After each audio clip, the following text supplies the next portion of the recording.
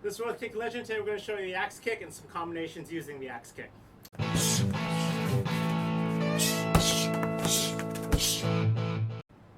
We had a viewer question on how to put the axe kick into some more Muay Thai MMA combos. So I came once again to 7th degree black belt Master Miles' home, where he has kindly agreed to show us some details of the axe kick, and then we'll talk about how to put it into some MMA combos. Well, thank you very much, Roy, for having me. We're going to run through the 4 ways that in Taekwondo we perform the axe kick, and then we're going to play with those and show different combinations that perhaps other martial arts can utilize. So if I could have Mr. Mike come out, we're going to show the 4 ways that we perform the axe kick. The first way is from an outside to inside position. So if he's holding, I'm coming from the outside periphery and then coming down.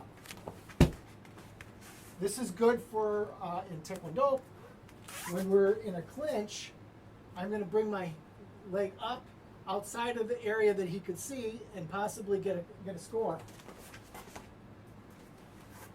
We're aiming at either his clavicle or his head, because Mike doesn't have any equipment on, I'm not going to hit him. The other way that we do it, the other couple ways that we do it, is from the inside and then down. Inside to outside and then down. This means I'm bringing it across my body and then bringing it down. This is a slower way of kicking, obviously, because it has a longer trajectory and a longer arc to follow. The next manner of throwing the kick is what we call knee up and lock out. So I'm bringing my foot up like I'm throwing a front kick, but instead of kicking directly in a perpendicular manner, I'm still using the arc of the axe kick. So I'm coming down, even though it looks like my foot is initially going forward. And then finally, all 3 of those kicks are rear leg kicks. Finally, we have the front leg axe kick, and this is where typically, at least in Olympic style sparring, the person might be at the edge of the mat and doesn't want to get penalized for stepping out. So now I've got him here, and I'm going to use my front foot instead of my back foot. So I'm here, up and down. That way, it's a very quick motion. I'm close. I can bring it up and hit him without telegraphing what's already a slow technique. When we're practicing with our partners, you might want to practice it so that you're actually slapping the foot down. But when you're sparring, or if you're using the axe kick in a self-defense situation, or if you're breaking a board, you want to use your heel. Now, like all other kicks, there is a power stroke. The idea being, if your technique is hitting your target too close, it hasn't had an opportunity to accelerate. It's almost like it's being jammed. The power stroke on the axe kick is not necessarily really high, even though maybe the person kicking is getting their foot vertical. It's going to be on an angle, typically a foot or 2, or for people after their height of their kick. So we want to use your body momentum, your foot's momentum, your body weight, and accelerate the foot. So if, for instance, if the target is way up here and my foot comes down, it's not going to be as strong, because all I've got there is foot. I haven't been able to engage some of the the other muscles.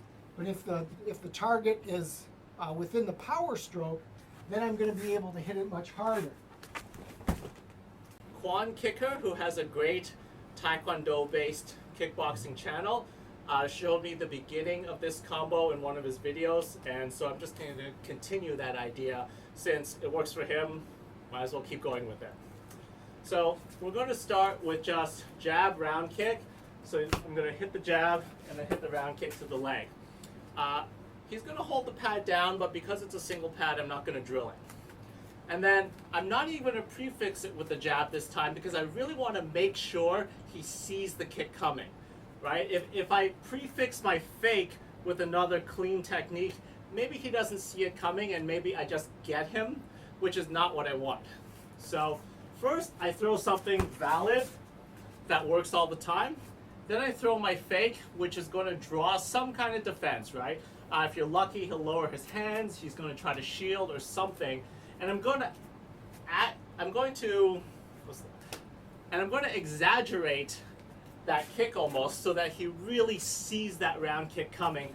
Fly around to the far side and then drop that axe kick, hopefully at his face level or his clavicle. Probably in MMA, I'm going for the face really. And then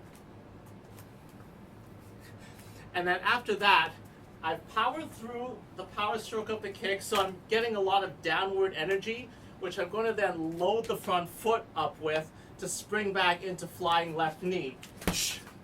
And then from the left knee, I'm landing downwards, so I'm going to continue that momentum into right elbow. So the whole combo, jab, right kick, fake the right kick, axe kick, left knee, right elbow. Once again. The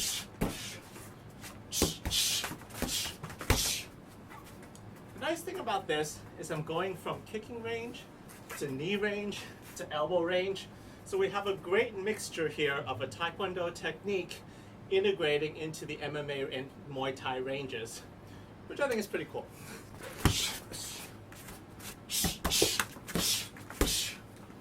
Maybe this way, either.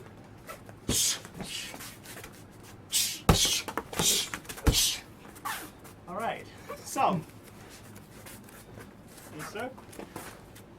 So I hope you found this tutorial useful.